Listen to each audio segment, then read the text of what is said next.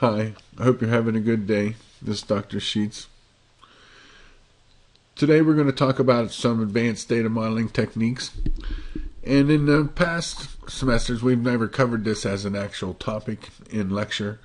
We might have covered a couple of slides out of it. But with the new idea of in class doing more exercises and answering questions and things, and the outside having the lectures, I thought I'd do a lecture on Chapter 5 too, because we have all the slides and it's interesting, and it'll be useful, and we covered some of it on the midterm exam anyway. So away we go. Well, the learning objectives are related to the extended entity relationship model, and essentially it's what's the extensions are is hierarchical representations, ways to show a kind of that are explicitly modeled into the system, so it just makes it easier to see when you're doing the diagrams. We could still model this way before we had a special notation, but now we have a notation that is just for that purposes. And then there's a couple other interesting things, like date modeling really comes up a lot, and it's sort of a special case in how you handle things. And where I worked, we had dates associated with every system, so I think that's important.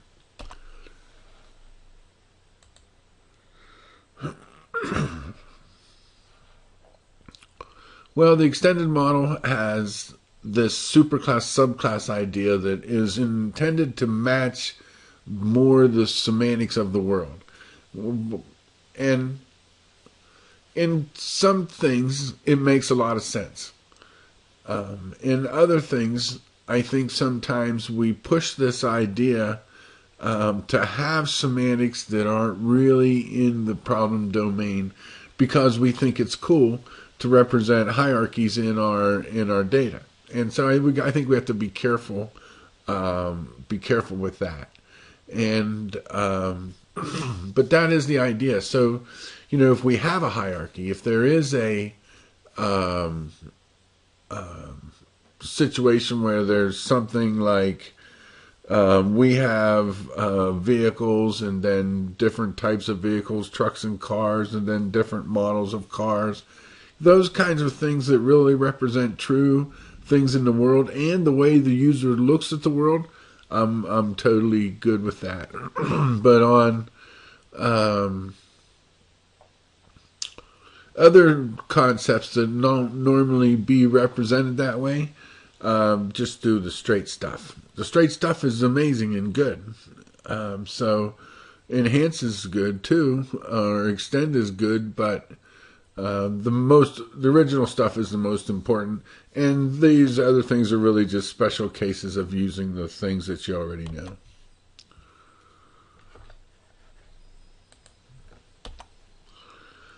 The basic entity super subtype idea is this idea that we're going to have some higher level thing, and it's going to have a set of attributes that are common across all of its subtypes. And then each subtype is going to have some specialized little attributes that the other subtypes don't have. And that's the reason to make subtypes. If all of the supertype, subtype have the exact same attributes, then it's just use the supertype. Yes, maybe you're saying, well, that makes for a lot of attributes on one relation, but that's okay. That's not like a real serious problem. But often what you have, or sometimes what you have, is the case where the subclasses have different attributes. Here we have this idea of wage, salary, and different types of employees have different attributes. One attribute, the wage employee is going to have an hourly rate in hours, while salary attribute is just going to have an hour, annual, or by period salary amount. So, see, there's different attributes. Now, you could say, well, I'll just have an attribute there, and I'll call it hourly rate, but I'll store salary there whenever it is a salary type employee. It's like, and I say like, no, that's even worse than keeping all the superclasses, subclasses on one relation or table. Because the problem that you have then is you can create a lot of nulls, and we try not to have nulls or deliberately design nulls into our system, because null handling is a performance issue, and it's just not good design to design a lot of nulls into your system. If you have a lot of nulls, you should take a look at that and ask why all those attributes have a null value. But anyhow, in this case, what you would have is instances of wage employees would have null salary values, and instances of salary employees would have null hourly rate and hours values. So that is the issue.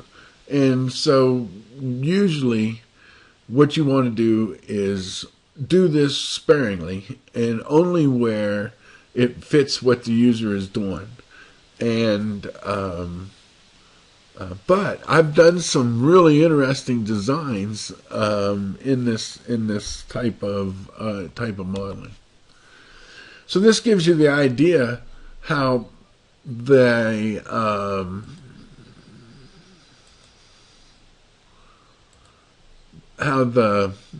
nulls that you create.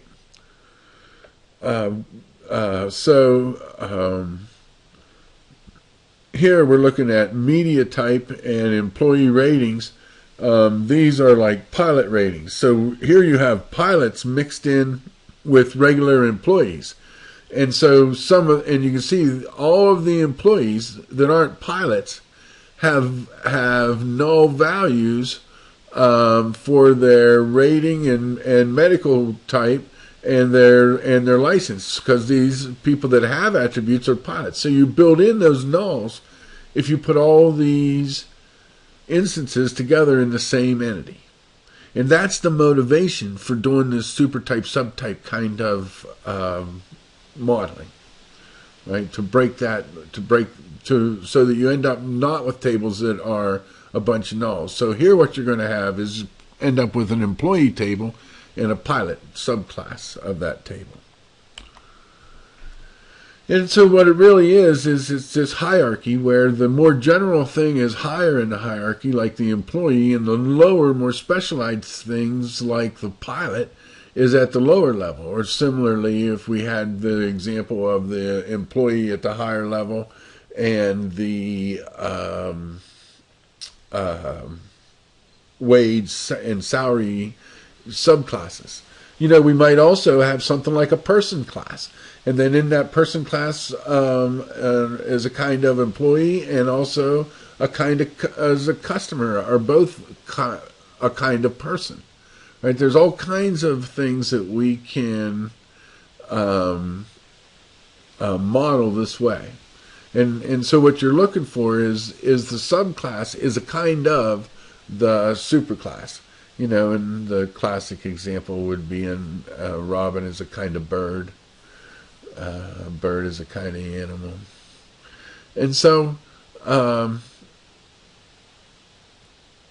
the idea is that some of the attributes of the subtype are at the supertype level, and then other attributes of the subtype are only at the subtype level. And there are, you can have multiple levels of these supertype subtypes. Let's see, I think we had one example where we had vehicles, and then vehicles were boats, cars, and planes. And then in boats, we had, I guess, different kinds of ships. And then inside of planes, we had passenger planes and cargo planes and private planes. So and then under each one of those, like passenger planes, you'd have all those like Airbus, Boeing, and all the different numbers they go with, all the different planes.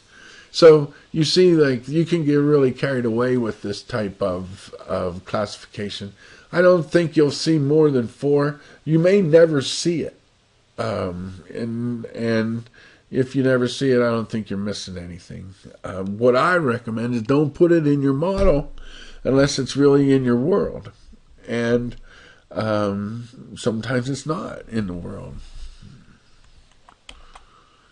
So there's our notation. We have, you remember our idea of an employee has a dependent, right? So here's a relationship between the superclass. This is our superclass employee.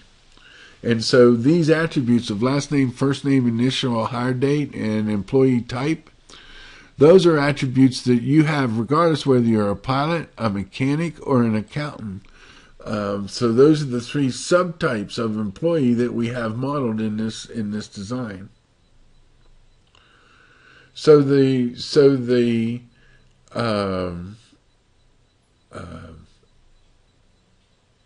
symbol of the D means that you are disjoint, meaning that you don't have an instance of in the superclass for each person, right? Disjoint means for every instance of employee, there will be only one instance in one subclass for each instance of employee. That means you'll either, an instance of employee will either have a matching instance in pilot or mechanic or accountant, but not in all three.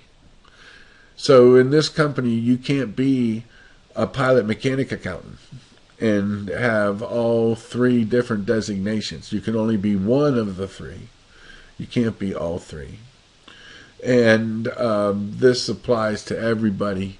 And employee type is an attribute that we have in employee where we're storing these values of P for pilot, M for mechanic, and A for accountant, so that we can select off of employee in an easy way to get the different types of employees. And then we could just join to the accountant or join to the subclass. And this is I think a really important idea is that the actual primary key is also a foreign key to the superclass primary key. And so that's how these super subtypes are implemented. So it's a one-to-many relationship. Actually, let's check that. It's a one-to-one relationship between employee and pilot. For each instance of employee, actually it's a 0-1 if we really look at it. Let's see, what was that? Erase all ink. So if we really look at it here, what we have is for every instance of employee,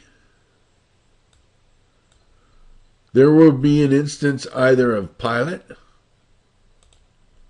mechanic, or accountant.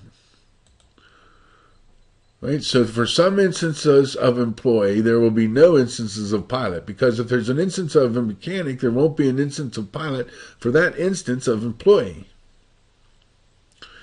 So if we were just going to use our normal notation to make this model, which we could, right, we would have a relationship between employee and pilot, and what we would say is one instance of employee is associated with 0, that's a 0, or 1, this is crow's foot, pilot, but each instance of pilot is associated with 1 and only 1 instance of employee.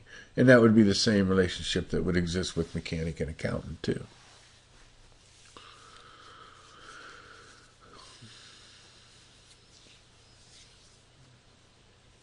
So you can also should see that in terms of the relationship with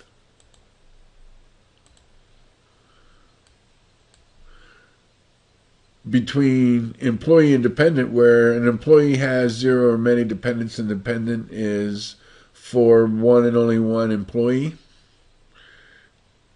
then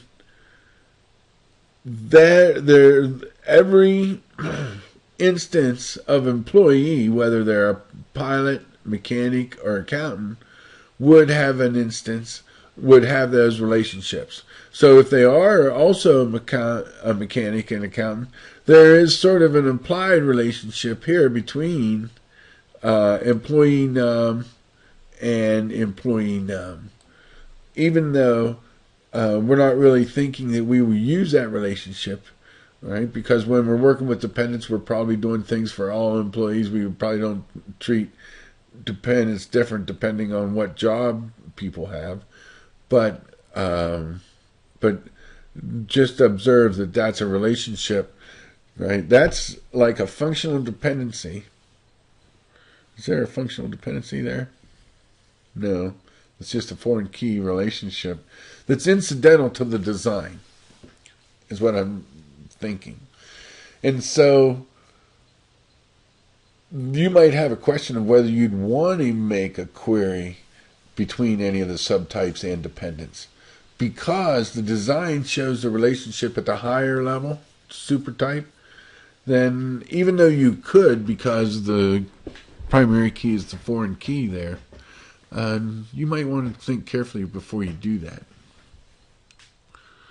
I think I would avoid it when possible, even though the relationship is indeed there, since that is the foreign key.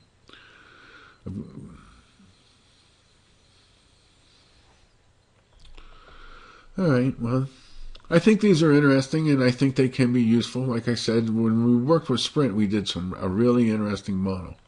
I had to see if I can find that. I thought that was like a really beautiful way of representing the world.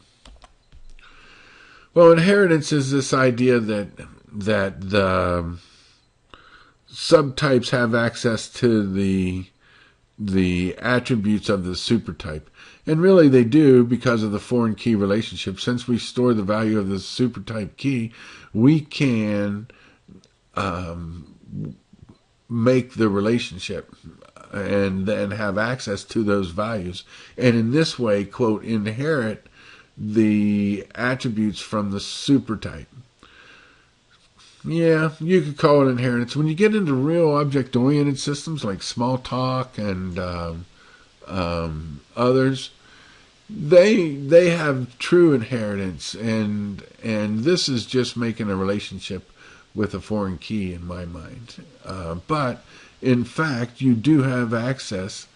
You have all the data you need through that relationship. And here it says a supertype has a one-to-one relationship with subtypes. Each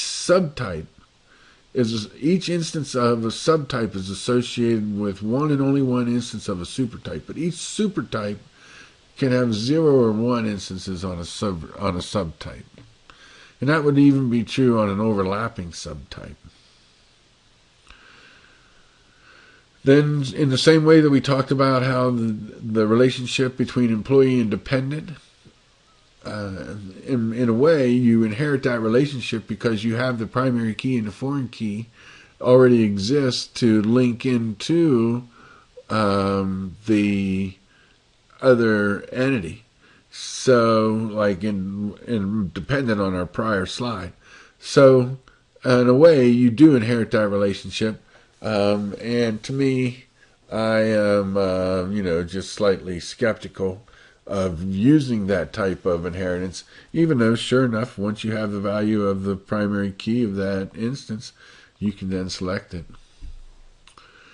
Well, so here's our data more properly modeled as a supertype subtype. See how we got rid of all of our nulls? You know how now everybody in employee doesn't have to have a pilot license, a pilot rating, and a pilot medical exam type. And to me, that just makes much more sense. It's avoiding those nulls that is the more important thing. I'm not that keen on this either, though. Once you start doing the supertype route, Here what we have is just some other employees for which there's no special ratings. Um, I guess for mechanics and accountants aren't modeled in this slide. But still, to me, you wouldn't want to leave your employee type, no, and have that mean something. Right? I guess all it means is they're not in one of the subclasses. I wouldn't be too keen on that. But you can see now pilot is nice. Everybody has the proper attributes. And then of course you can see how the relationship is made between the pilot and the employee through the superclass or through the primary key, foreign key, right? The primary key of enum and the employee table is also the primary key of pilot and a foreign key to enum. Now, we should also have mechanic and accountant in here, and you could get an idea. Well, I guess those are modeled, but they're not shown. Well, the discriminator in our previous example was employee type. It said whether it was a P for pilot, M for mechanic, A for accountant. So you often have an attribute like this.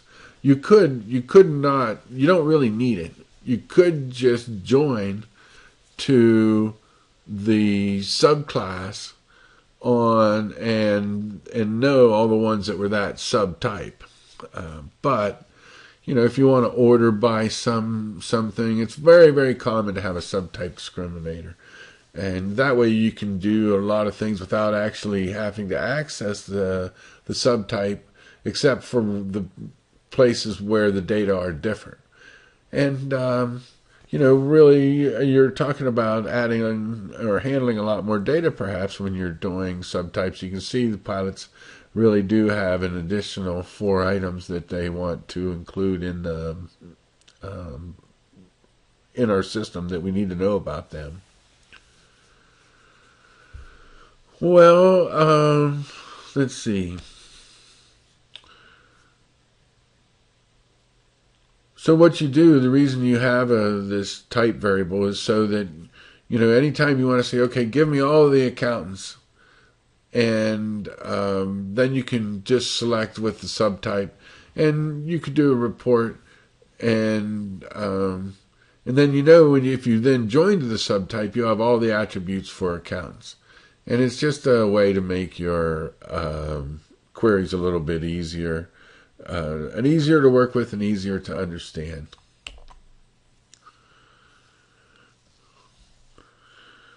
Well, the disjoint subtypes are what we had before, where you weren't allowed to be an accountant and a mechanic and a pilot.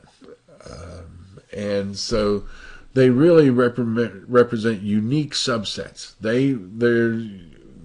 You're not going to be in, no instance of employee is going to have an instance in more than one of those subtypes. And the thing is what you want to do is try to make sure that you model what there is in the world. Overlapping means that you could be more, one instance of the super could be both, an instance in both of the subtypes. Maybe if we had a entity person, and then or super type person, and a subtype employee and a subtype customer, and one of our employees bought something from us, then we would have an instance in both employee and customer for one of our instances of person. So there's like an example of an overlapping subtype. The idea is that naturally a thing in the world can really be both of the things that are the subtype, in addition to being the supertype. It might sound implausible, but it's possible. Well, I didn't have perfect recalls because I have instead of a person and a customer and an employee, I have a person who is a student and an employee.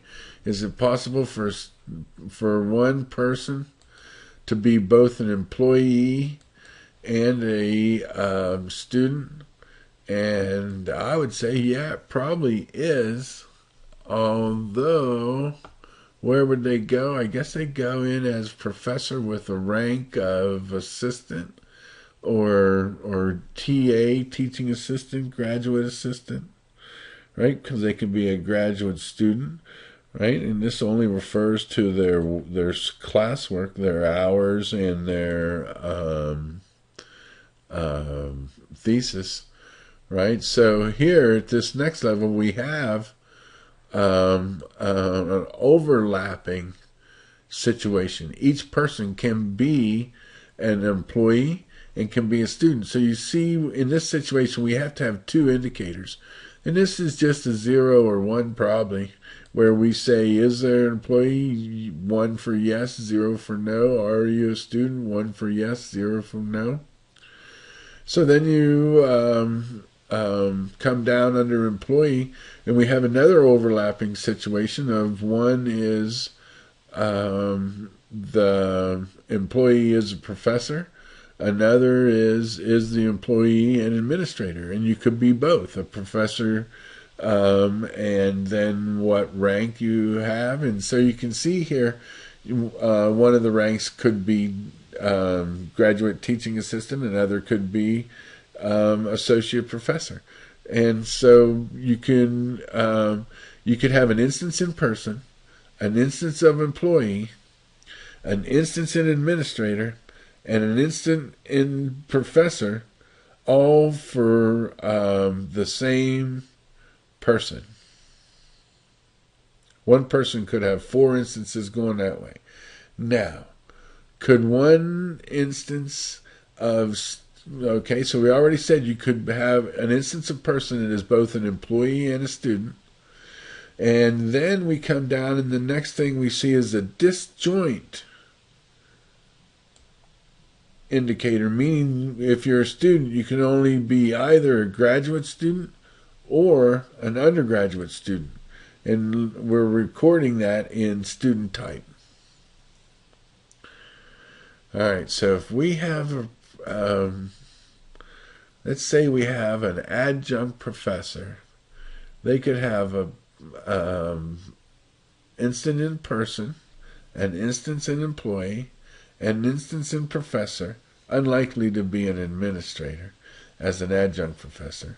And then they could also be like working on their PhD or something and be an instance of student and an instance of graduate. So 1, 2, 3, 4, 5.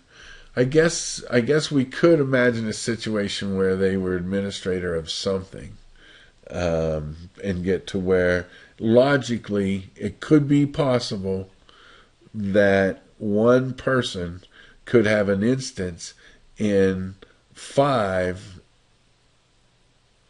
or 6. All could have an instance in 6 of these entities.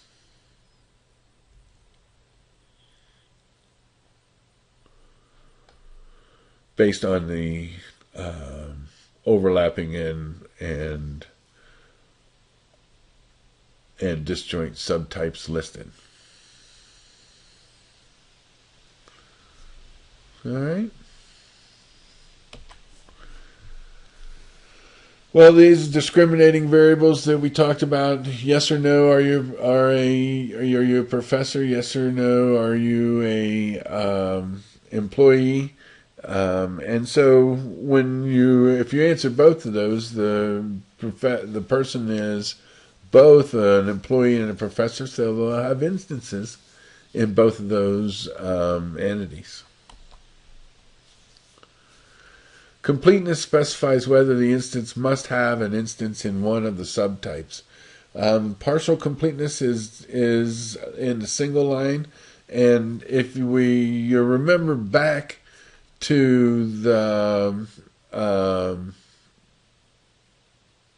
model we had where we had employees and pilots, right? That was a partial completeness. Some supertype instances had no matching instances in the pilot subtype.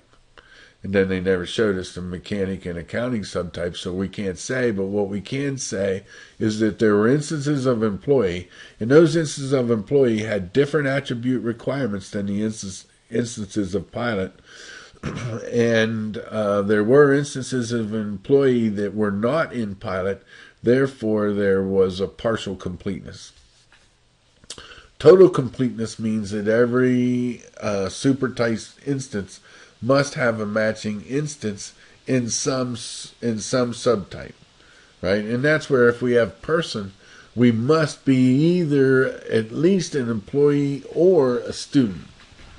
We can be both, but we have to be at least one. And that's the idea of completeness, that a supertype must have an instance.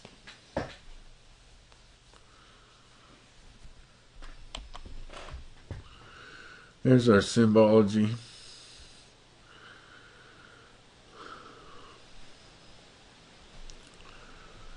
Yeah, the supertype discriminator can be null.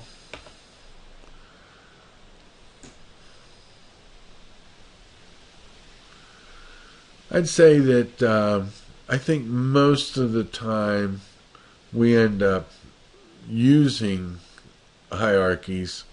They are total rather than partial. Whether we want to have,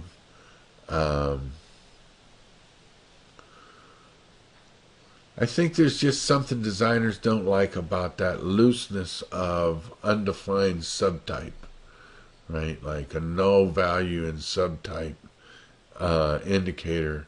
I think a lot of people won't like that very much.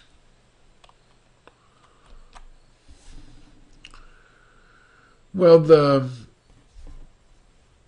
specialization and generalization is just sort of looking two ways of coming to a hierarchy. In specialization, what you observe is the subtypes. And you're looking at the world and you say, you know what, these things sure look like the same thing. Or there's characteristics of them that are the same thing. And so you generalize from these, you see these things, and I guess you could just say, look, all these things have feathers and beaks and hollow bones and all these other things. And then from that you say, boy, they sort of group together and they're different from these other things that have hair and bear live young, and so you generalize up to get a super type. And how you get there isn't that important to me. I think that in systems, what do we mean by generalization? What we mean is that we all share the same attributes. And if we all share the same attributes, or many of the attributes, then that's a logic for making a supertype. Saying, look, we all have these attributes, why don't we make a supertype? It's like a person. We all have a last name, a first name, a phone number, an address, all these things. Let's make a person to contain that. And it's not that unusual to see that. I think you got to make sure it adds value, because you are adding complexity. And then your code needs to manage that complexity. Not that it's that hard, but it does still have to do it. Well, the specialization is more the other side of it, the top down, where you are thinking from the beginning, more or less, that there's some situation would make sense. Maybe you want to divide ships into different types of ships, cargo ships, military ships, passenger ships, for some reason, right from the beginning.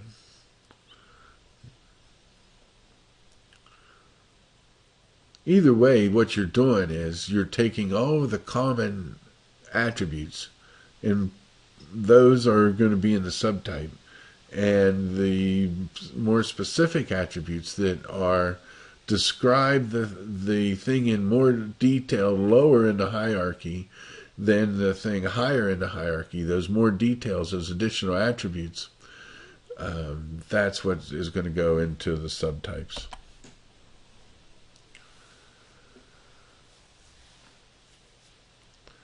Well, clustering is a way to simplify some of your diagrams.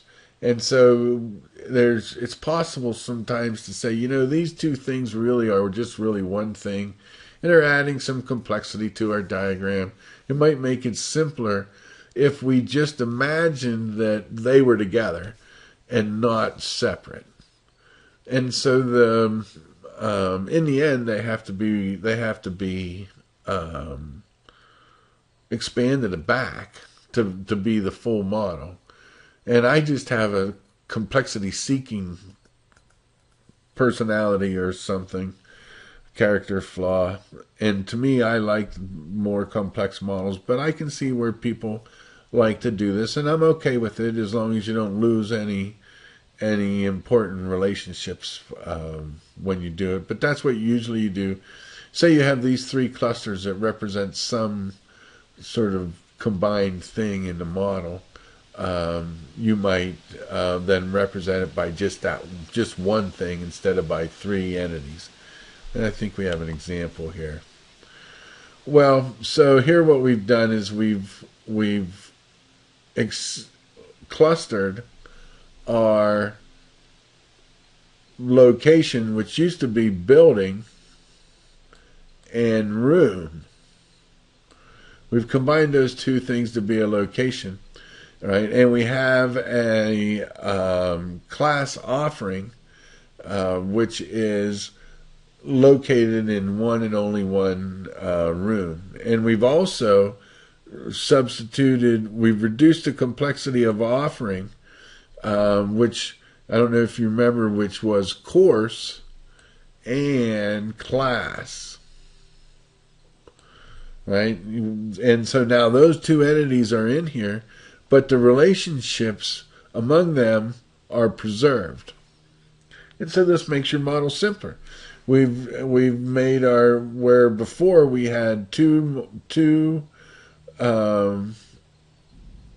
classes for offering, right? Because basically we had this, right? We had another entity here, which was course, and offerings was class, right? And then here we had another one-to-many relationship, and then this still was a one-to-one here. So we've removed that entity, simplifying the overall diagram. And the logic is it makes it easier to focus on the important parts of the diagram, which I guess in this case are like the student enrolling and things like that. Don't distract by the complexity of the model the thing that you're trying to work on at any one particular time. To me, I'm not that impressed with this, but it is a way of reducing complexity. And I know that's something that people like to do, and it's just not my emphasis in life.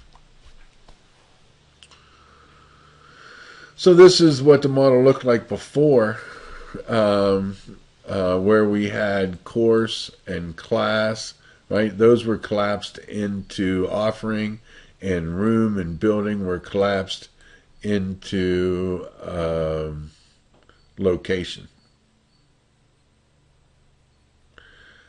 Yeah, I know this is an exceptionally simple model anyway, so making it simpler doesn't add that much, but it's a concept, and it's a modeling tool you could see, but to me, I think until you get over like 25 or 30 entities on a page, I wouldn't do any reducing. I might not even do it then. Right? To the power of modeling. It's the power of modeling that allows us to focus on the piece of the problem that we want, right? Why do we have to hide that? If what we really want to focus on, right? If what we really want to focus on is this part of the model, why do we have to hide that stuff? That's the beauty of modeling. It allows us to focus. It allows us to solve each tiny piece of the problem one step at a time, and then bring it back together to be the entire model. But granted, we could get more complex, and I'm sure we could write a case where it makes some sense to do that clustering idea and reducing the complexity of the model. Well, I've been talking about primary keys all along and how important they are.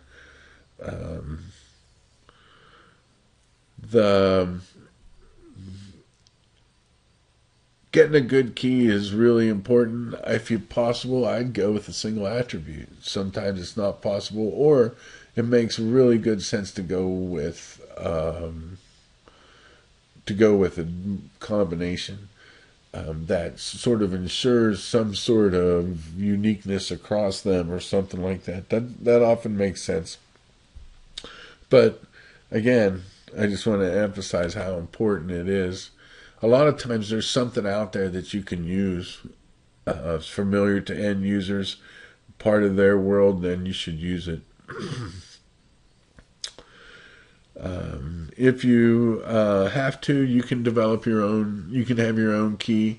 But if there is some kind of natural key, you're going to still want to display that. You're still going to carry it around.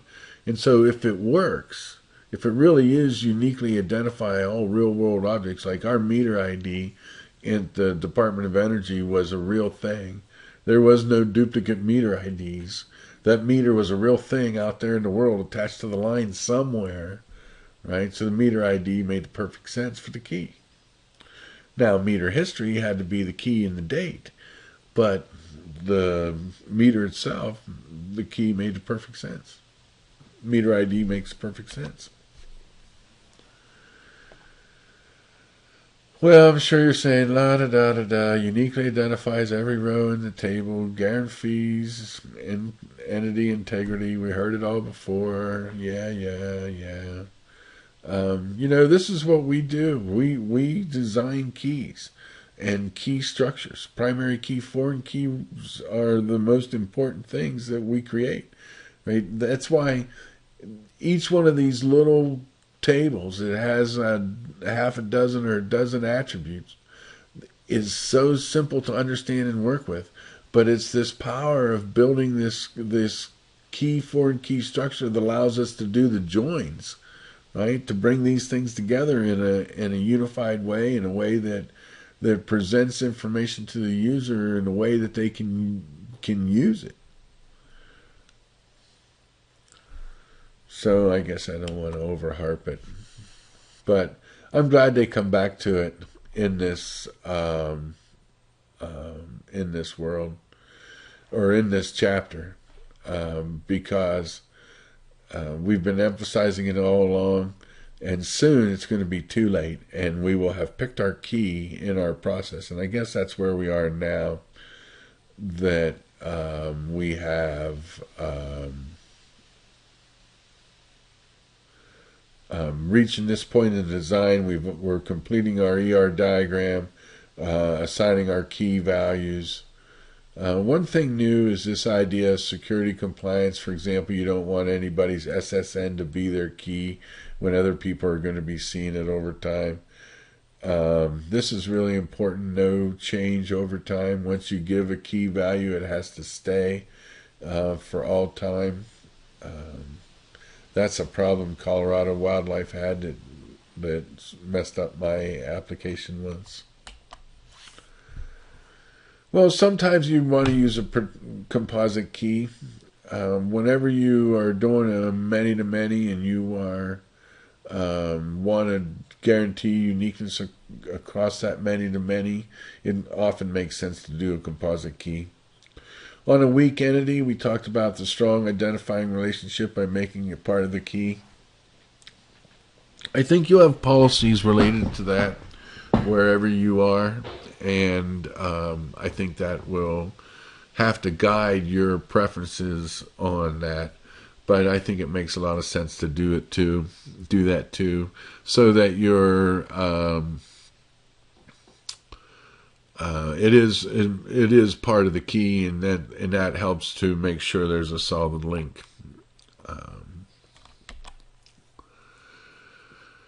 So there's our classic example, and I would also point out that a lot of times these many-to-many relationships have another attribute. In this case, the grade makes perfect sense. And if you have when you have one of these composite or bridge entities that you've created, always ask yourself if there is any other attributes that go with it. Because I think you'll find that often there are.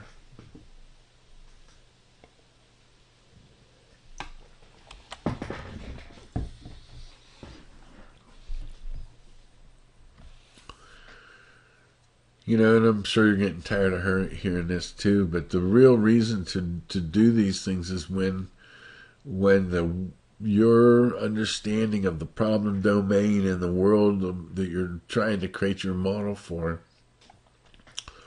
whatever exists there is where you should always start.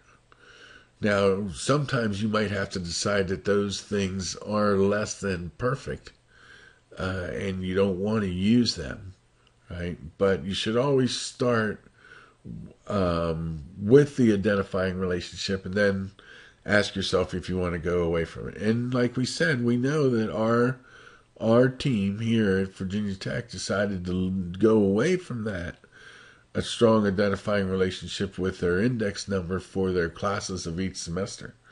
Right? The course ID does not appear to be part of the key. It seems clear that the key is the index ID, index number.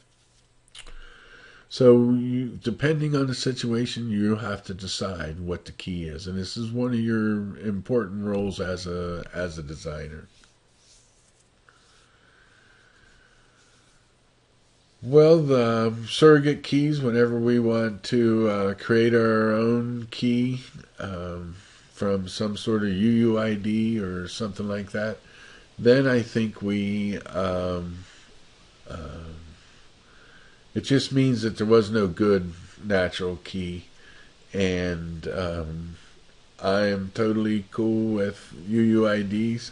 You are often into 64 characters now, right? So you're using some space for your key. You can never show it to the user, right? They'll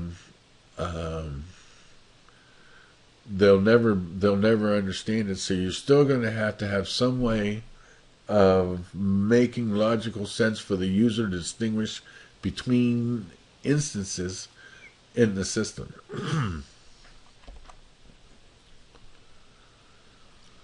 Well, what do you do when you want to do a one-to-one relationship? Now, we've already talked about this some, but we already know that when we have a one-to-many relationship, we take the key on the side of the one and make it a foreign key on the side of the many. But in one-to-one relationships, we have really, two options. We can put it in entity A or put it in entity B. Put it in both entities? Never. That never makes sense. That's recording the same fact twice. That's building in redundancy. That's a problem. So we have to pick one. Almost always it makes perfect sense, right? If we think about school as related to professor, it should, the head of school describes school. It doesn't describe professor. It wouldn't make sense to have the professor ID it wouldn't make sense to have the school ID in the professor entity, because school ID doesn't describe the professor. School ID school ID describes the school.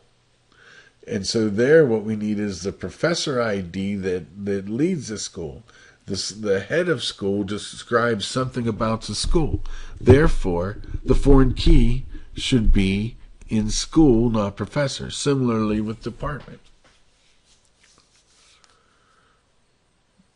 Almost always one will make more sense than the other.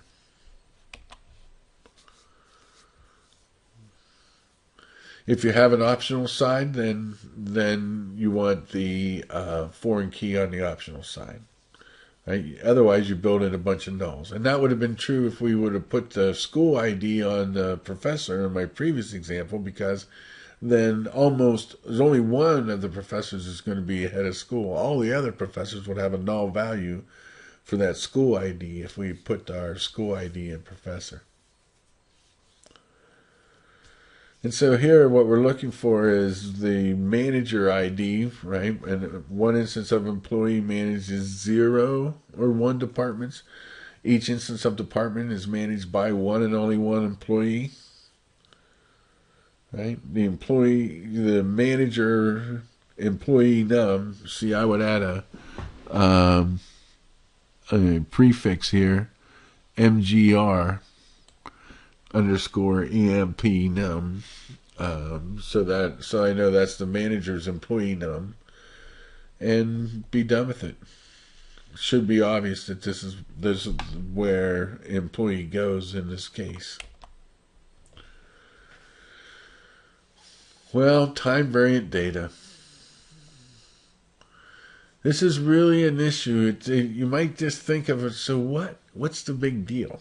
Well, the big deal is that now, instead of having a customer instance, you have a customer instance that lives from you have a customer instance that is valid from January 1, 2014 to January 6, 2014, and another customer record that's valid January 6, 2014, or June 6, for the end of that period, through October 2014.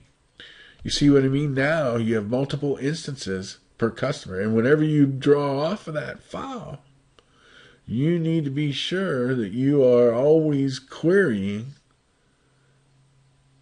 the correct date range or the most active date range, and that causes your system to do more work. And but it's part of what we have to do. Especially, we don't often delete things. Usually, we want some history of our data and how it changes. And so, basically, you have a new entity and a one-to-many relationship with that, or with the new entity of the to the original entity, and any of the attributes that are going to be time variant that you have to have a history for are then going to be pulled out and put into that new time varying entity.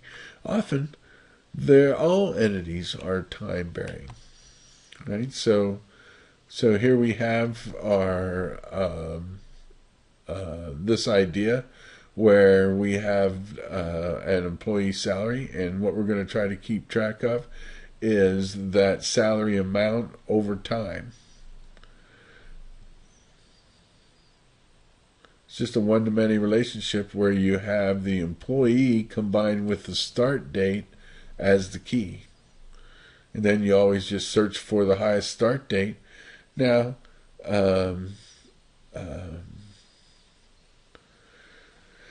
and for any employee, and that way you know their current salary amount.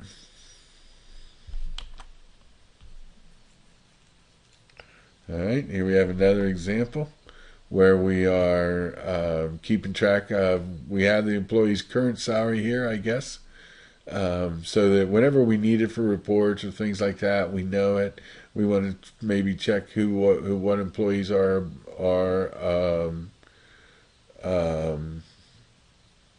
above a certain pay grade or something.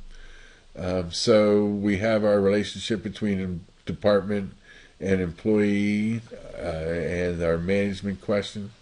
But if we so what we're going to try and do here is so this foreign key here, department num, is just for the manager.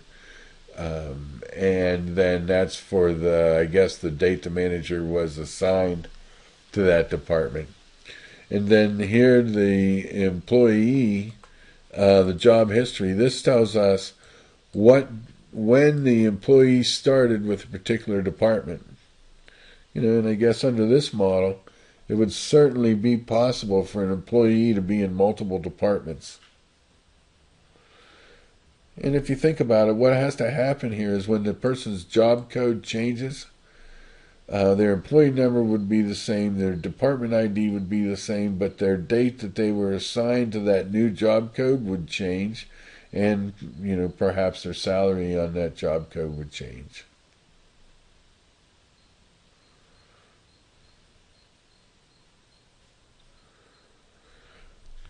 This looks pretty easy here, but in real life, it's a really critically important idea.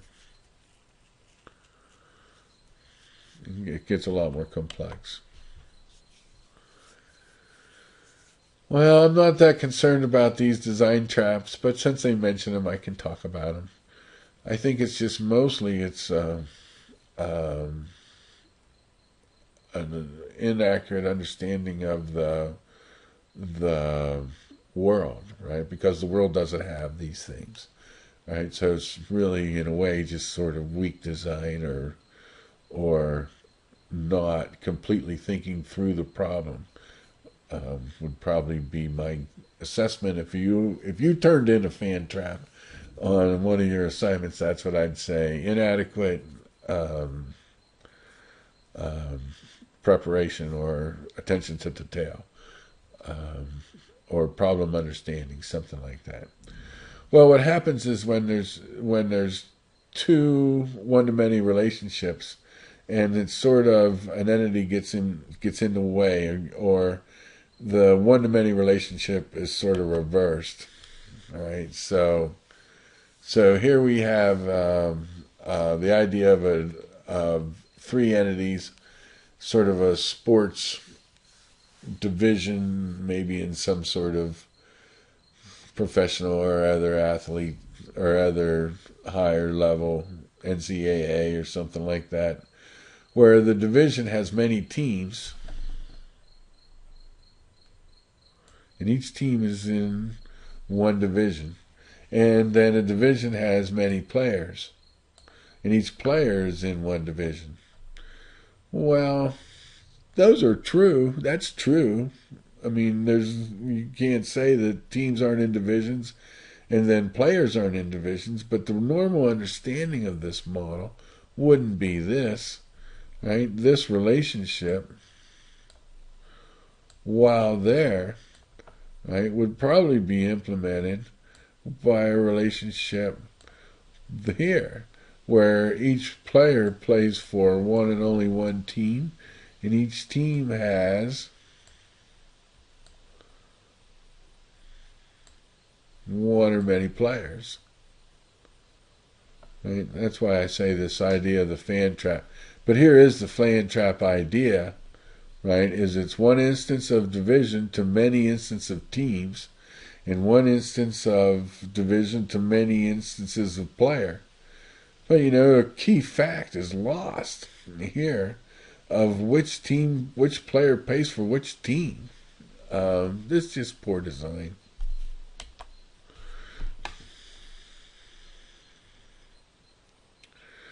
Well, so now we're happy, right? We can still say which player is in which division, because each player is on one and only one team, and each team is only in one division, right? But now we have a representation that matches more closely the real world that we're trying to model.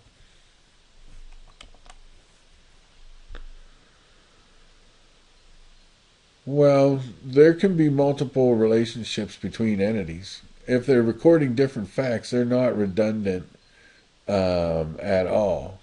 And so one type of redundant relationship was the one we saw between the subclasses and the relationships that it inherits. They don't seem to be that useful. In our case, it was the relationship between subtype pilot and employee dependent. Right? Not clear exactly why we would care about that. Right, so here we have added a redundant relationship.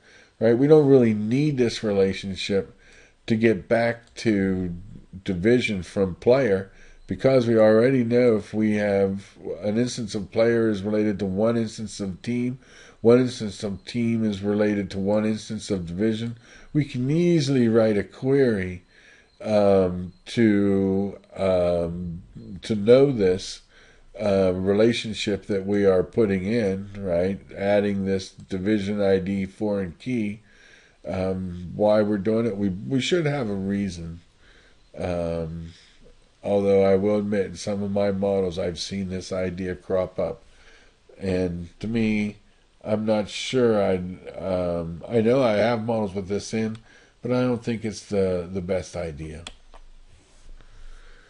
Well, that gives you an idea of some of the things you can also do in ER models that are sort of an extension of where we were on the standard ER model. I would still say the standard stuff is the most important, and these things are just ways of bringing in more meaning from the problem domain where it makes sense into the model. You know, to me, the most valuable part of this is the specialization hierarchy, then followed up by maybe the date ideas. Those are really, really important in implementation perspectives.